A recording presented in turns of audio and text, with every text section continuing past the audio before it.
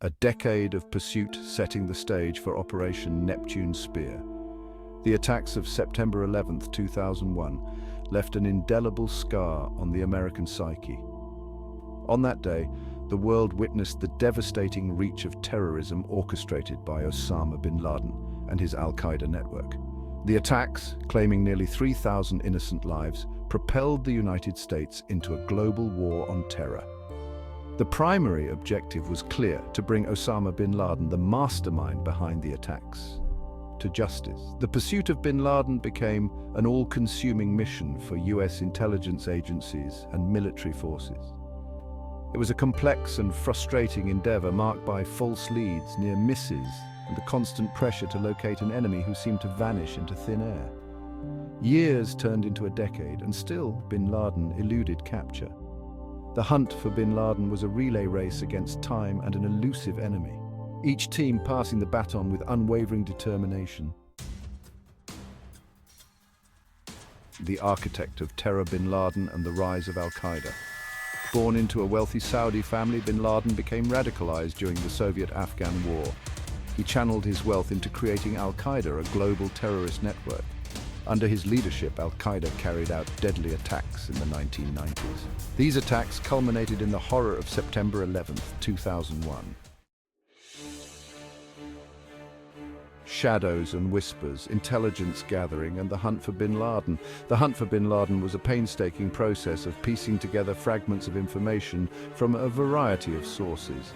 Intelligence agencies relied on signals, intelligence, human informants, and interrogation of captured Al-Qaeda operatives. The CIA established a special unit dedicated solely to tracking bin Laden, following every lead, no matter how insignificant it seemed. They analyzed intercepted communications, scrutinized financial transactions, and cultivated a network of informants in the tribal regions of Pakistan and Afghanistan. The search was often like trying to find a needle in a haystack, hampered by the difficult terrain, the fluidity of the enemy, and the constant fear of double agents and misinformation. Despite the setbacks, the intelligence community never gave up hope. Slowly but surely, they began to piece together a picture of bin Laden's movements and his network of supporters, zeroing in from Tora Bora to Abbottabad. The hunt for bin Laden began in Tora Bora, Afghanistan. He hid in a network of caves and tunnels. Despite a major offensive in 2001, bin Laden escaped. He then moved to the tribal areas of northwestern Pakistan. US drones conducted surveillance and targeted strikes. The search involved global intelligence cooperation. The breakthrough came in 2010 with intercepted communications. The walls close in, identifying the Abbottabad compound. The Abbottabad compound stood out like a sore thumb. It was significantly larger and more heavily fortified than other homes in the area, with high walls topped with barbed wire and very few windows. The residents were extremely secretive, never leaving the compound and burning their trash rather than putting it out for collection. Intrigued, the CIA began to conduct intensive surveillance on the compound. They used satellites, drones, and even recruited local informants to gather information. The more they learned, the more convinced they became that this was no ordinary residence. The CIA observed a tall, bearded man who never left the compound, pacing back and forth in a walled garden. Practice makes perfect rehearsals and final preparations. With the target identified, the US military began to plan the raid in meticulous detail. A team of Navy SEALs from the elite SEAL Team 6 was selected for the mission. These highly trained operators had a reputation for their skill, precision, and unwavering courage under fire. The SEALs spent weeks rehearsing the mission at a secret location using a full-scale replica of the Abbottabad compound.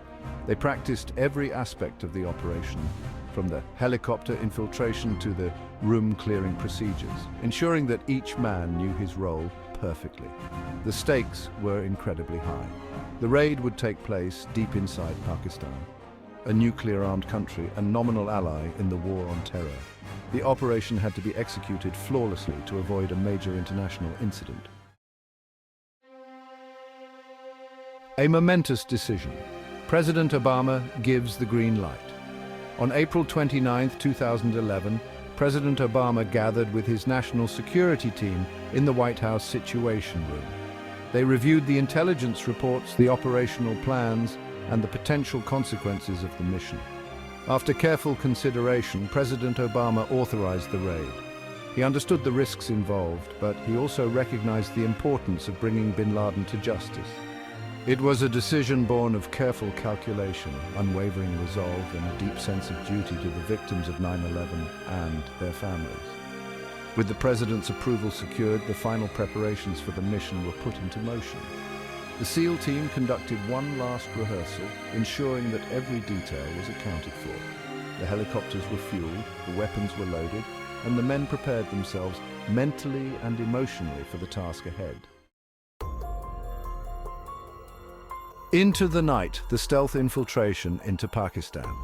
On the night of May 1st, 2011, or May 2nd in Pakistan, under the cover of darkness, the SEAL team boarded two stealth Black Hawk helicopters and lifted off from their base in Afghanistan.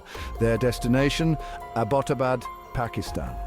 The helicopters flew low and fast, hugging the terrain to avoid Pakistani radar. The mission was top secret, and the pilots used their advanced technology and expert flying skills to maintain radio silence and evade detection. The lives of the men on board and the success of the mission depended on stealth and precision.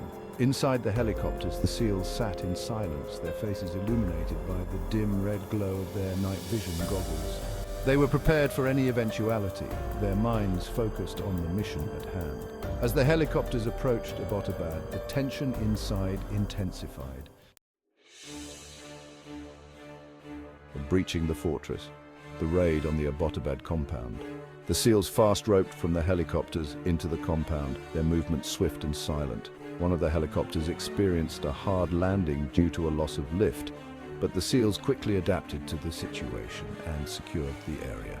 Moving with precision and speed, the SEALs methodically cleared the compound, room by room, floor by floor. They encountered resistance from several of bin Laden's guards, who were quickly neutralized. The SEALs, highly trained in close-quarters combat, maintained their discipline and focus, determined to complete their mission. As they made their way through the compound, the SEALs collected valuable intelligence material, including computers, hard drives, and documents that would shed light on Al-Qaeda's operations and future plans. The SEALs finally reached bin Laden on the third floor of the main building. After a brief firefight, Osama bin Laden was killed. Target eliminated, the death of Osama bin Laden. The moment the SEALs confirmed bin Laden's death was met with a mixture of relief and solemn satisfaction. They had accomplished their mission, bringing to justice the man responsible for the deaths of thousands of innocent people. It was a victory against terrorism, a testament to the skill and courage of the US military, and a defining moment in the global war on terror. Following protocol, the SEALs took photographs of bin Laden's body to confirm his identity. They collected DNA samples to ensure a positive match. His body was then transported back to Afghanistan for further identification and processing before being buried at sea. With the high-value target eliminated and the intelligence material secured, the SEALs prepared to depart the compound. They destroyed the disabled Black Hawk helicopter to prevent any sensitive technology from falling into the wrong hands. A nation rejoices aftermath and legacy of Operation Neptune's Spear. News of bin Laden's death spread like wildfire around the globe, sparking celebrations and expressions of relief in the United States and many other countries. President Obama addressed the nation from the White House, announcing the successful operation and praising the courage and skill of the SEAL team. The raid on the Abbottabad compound was a defining moment in the war on terror. It brought a sense of closure to the families of 9/11's victims and served as a powerful symbol of American resolve. It also dealt a significant blow to Al-Qaeda, depriving the terrorist organization of its charismatic leader and strategist. Operation Neptune's Spear was not without its critics. Some questioned the legality of the raid on Pakistani soil and its potential to inflame anti-American sentiment in the Muslim world. Despite the criticisms, Operation Neptune's Spear remains a pivotal moment in recent history.